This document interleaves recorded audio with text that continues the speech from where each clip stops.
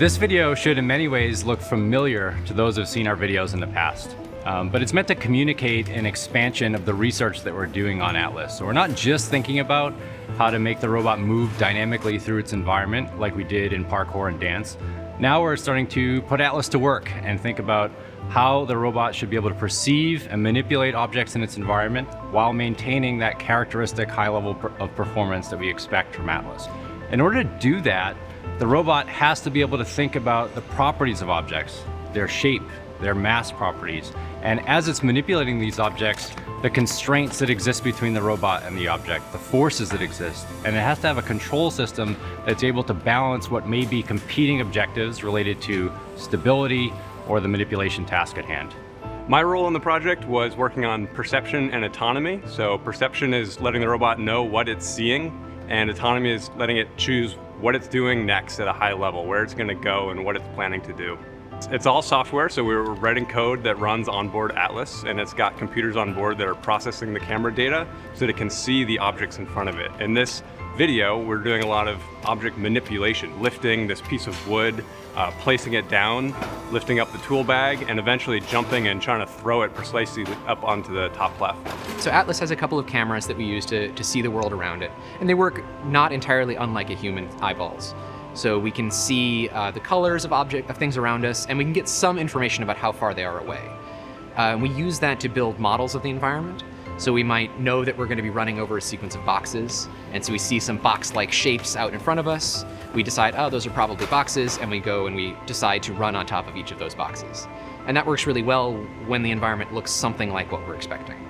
The Atlas perception system works with the cameras that are in the head. It has a color camera, and it has another camera called a depth camera. So this uses photons, time of flight, to measure the distances to everything that it can see. We basically are looking for shapes in the environment and other features in the environment that Atlas can use to identify key objects of interest. So I was going to put it down. And then the next thing it's going to go do is go look for the bag. So it's been told the bag is somewhere over here, and now it's got to turn. And right after that turn, the bag is now in the view out here in the distance. And so it's going to start estimating the pose of the bag. You can see there it's found it, and it's sort of thinking about the shape of the bag and how it wants to grasp it like that. And then it comes in,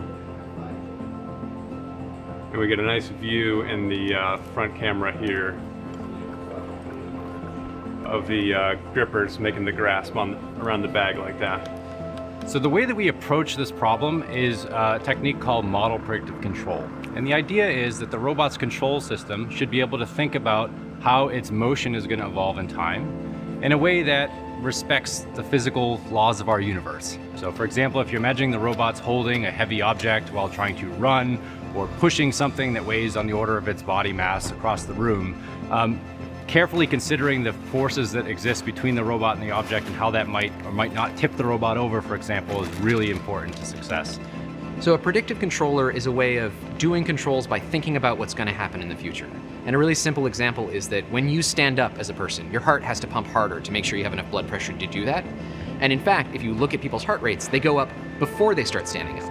So your body is sort of thinking about what is my heart going to need to do now so that in half a second I'm ready to be standing. And the robot's doing exactly the same thing. So it's thinking about how hard do I need to push with my right foot so that 1 second from now I'm not falling over. My role in this project was to basically take the controller that we had before we started this manipulation effort and extend it so that explicitly thinks about the object that it's holding. So it has an explicit model of the object and its interaction with the robot. So we're interested in manipulating very heavy objects, so inertially significant in a sense, which means that actually thinking about the forces acting on the object and action equals minus reaction, the forces that the object exerts on the robot also becomes very important. I think one of the hardest things about grabbing an object and moving it around with the robot is that it creates an entirely new set of problems of trying to decide where is this object that I'm manipulating and how is it moving.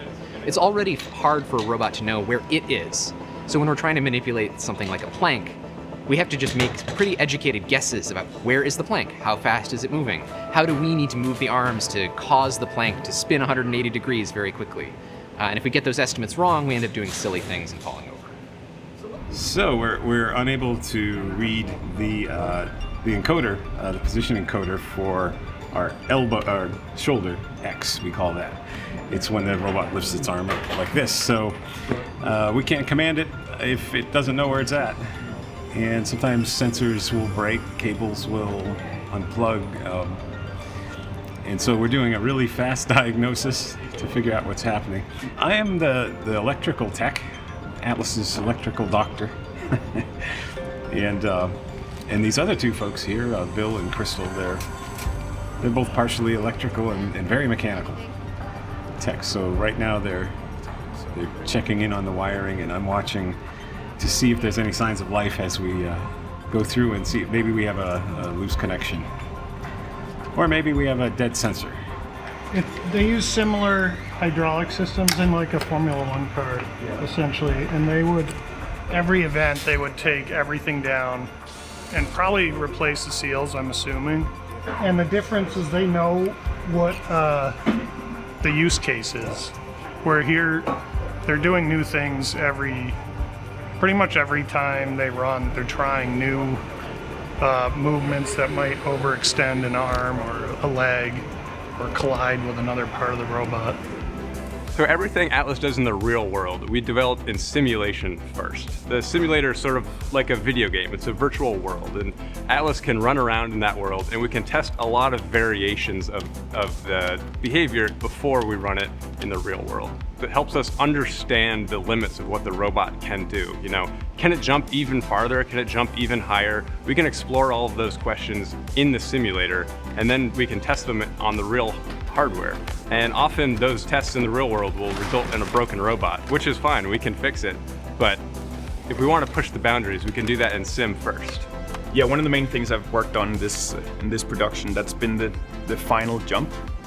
So we have a jump where it's doing a flip in the air. So previously we've done one axis flips. So we've done a back flip that goes only on one axis. And right now, this new jump, it spins around multiple axes. But one of the big challenges here has been that we're working at the very limit of the robot. So we've had to do a lot of changes to the controller. And basically we wouldn't have been able to do this kind of jump just 1 year ago. This is the robot squeezing its limbs in the same way that a figure skater would tuck their arms in to spin faster. So it's actually trying to become as small as possible to spin really, really fast to get all the way around.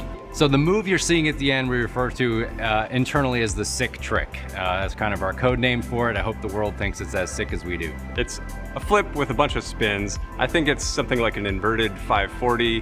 The robot is starting facing out, and then it spins, and when it lands, it's facing back at its takeoff box.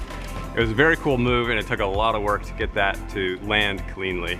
It certainly inspires people to say, what if we could make a robot that can do this? And we can start exploring those questions first with Atlas. And if something seems to be working really well, or we see some application in it, we can develop that technology further and move it into our products that are actually going out and operating in the real world. Well, the dream of humanoids is that they should be able to do all of the things that we do, right? A humanoid robot will be well suited for applications like manufacturing, factory work, construction, where a humanoid form factor actually fits very well with its bimanual nature, its ability to stand upright, move heavy things around, and work in spaces that were traditionally designed for humans to do work in. I think what we're focusing right now for real-world applications for this kind of robot, things like moving objects that are pretty heavy, especially in environments where it's either too dangerous for humans or where it's just generally something people don't want to be doing. I really want to see robots helping out in disaster response scenarios. I want to see robots moving around in the world in ways that allow humans to do things that are better and safer and happier with their lives.